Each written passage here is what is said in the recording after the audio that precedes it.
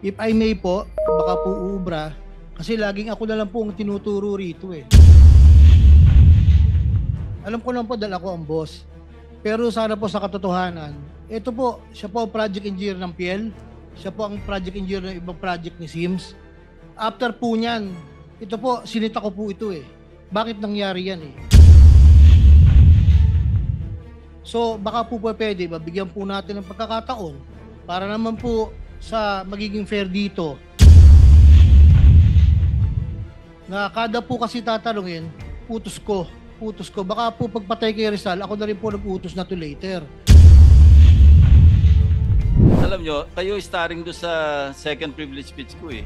Ito, yung bang nagkaroon ng notice of award, Sims ito 25CC0091 ang contract ID, di ba? Notice of award, February 17. Contract effectivity date, notice to proceed, February 24. Yan. Tapos nag-progress billing na kagad. Tapos meron pa yung retrato ba na sila rin may kagagawan na parehong picture para sa first project billing, progress billing at saka sa second or third. Di ba ganyan ang modus operandi ninyo? Trabahong tamad na kayo eh. Hindi man lang kayo mag-research ng konti, isang picture ang ginagamit nyo eh. Tapos pinababayaran nyo na alam nyo namang hindi ginawa. Ito, 100% in 34 days. Ibang project ito, Sims din ito. 25CC0072. Pinagsabay nyo pa. Duplication eh. Tapos, ang ginagamit nyo, tingnan nyo, lahat pare-parehong petsa eh. Natapos ng pareho, binayaran parehong petsa, pareho pati yung 4% na increase sa pareho pa rin. Talagang brazen ang tawag niyo, di ba? Wala na kayong pakialam kung mabubuko o hindi. Parang sobrang sige na para makakobra na tayo, maski ano na lang. Hindi man lang kayo nag-iingat na eh. Ayan, kayo yan eh. Ang ginamit nyo, lisensya ng Sims eh. Pero kayo yung kayo bali yung nag-implement. Di ba? O, tatanggi ka. Yan ang modus operandi nyo, di ba? Marami yan. Totoo po, Your Honor. Totoo. Okay, thank you. Pwede po bang magpaliwanag? Kahit konti lang po. Sige, anong paliwanag pa eh? Sige. Okay. Ano po kasi, inuutos po ni Boss Henry na pakolektahin po ang mga project kasi po meron pong target na disbursement buwan-buwan na kapag hindi daw po naubos ang pera, hindi po makakakuha ng susunod na budget para sa susunod na buwan. Yan po, kaya siya po nagpapakolekta ng mga project kahit wala accomplishment, kulang ang accomplishment. Yun po. Alam niya po lahat ng status ng mga project. Proyekto, 25CC0072, Sims Construction, 74 million. Construction of Riverbank Protection Structure along Pampanga River, Barangay Bulusan. Ito naman, Kalumpit. Marami kayong ganyan eh. Iba-ibang modus, pero pare-parehong kitaan ng pera, pare-parehong hindi man lang iningatan kung paano ayusin yung papeles man lang. Pati papeles hindi maayos eh. Natawa nga yung aking mga kasamahan nung pinakita kong, isipin mo, from December hanggang March or April, hindi na gumalaw yung dalawang tao. Kasi parehong retrato eh. Diba sabi ko nga, unless hindi umalis at hindi gumalaw yung dalawang tao, totoo yung mga, ayan no? Tingnan nyo, magkaibang petsa yan. Ito yung unang progress billing. Tapos nabayaran. Yan. Alam niyo ba yan pinapaubayan nyo na lang kung kanino. Kaya hindi nyo na na-supervise. Pero kayo, pirma kayo ng pirma ng SWA. Siyempre ito pa yung statement of work accomplishment. Work accomplished, di ba? Opo. Oh. Di ba maliwanag na malversation through falsification? Pinapalsify ninyo ang mga dokumento para makasingil kasi babalik sa inyo yung pera eh. Kayo rin yun eh. Hindi po ako nagpe-prepare niyan, Your Honor. Hindi nga, yung team mo. Pero para ma-release, kailangan po meron pa kayong dalawa ng DE. Hindi ka nagpe-prepare kasi team nga kayo eh. Bahala na kayo dyan eh. Bahala na yung accountant, bahala na yung inspector, bahala na lahat. Medyo tumatango si district engineer eh. Totoo no? Sige.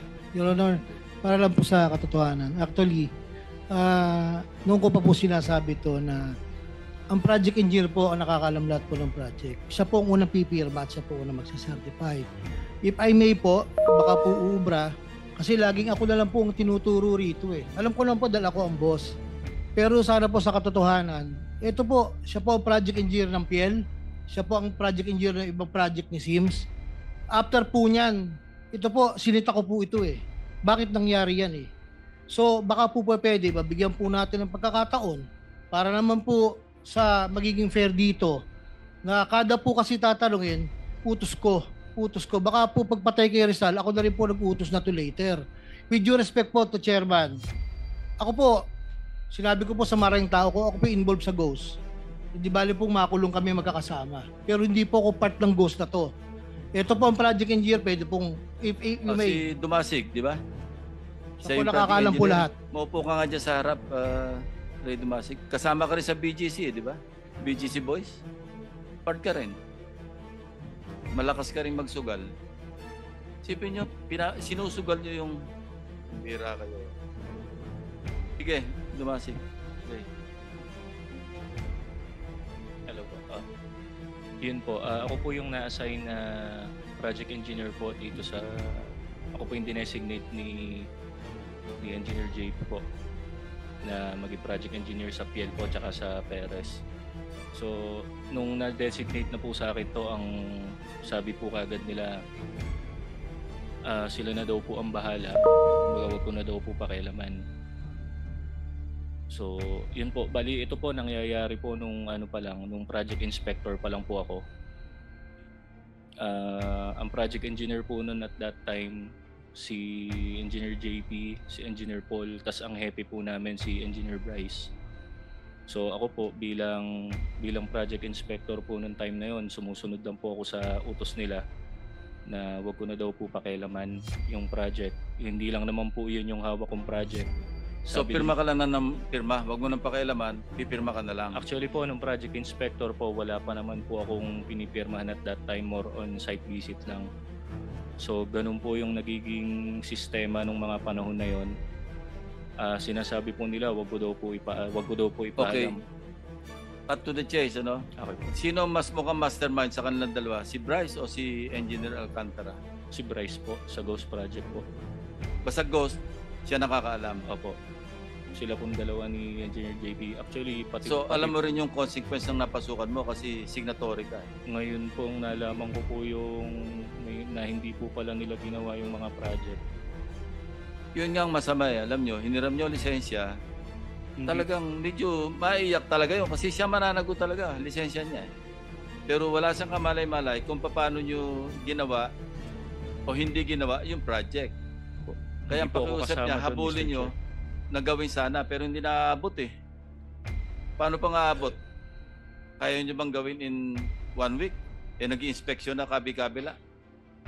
Hindi kaya, di ba? Yan ang problema eh. Sige. Your Honor, tinanong ko po siya, bakit pumayag ka sa ganyan? Po, nasa affidavit po ni RJ Dumasig na sinabit sa central office.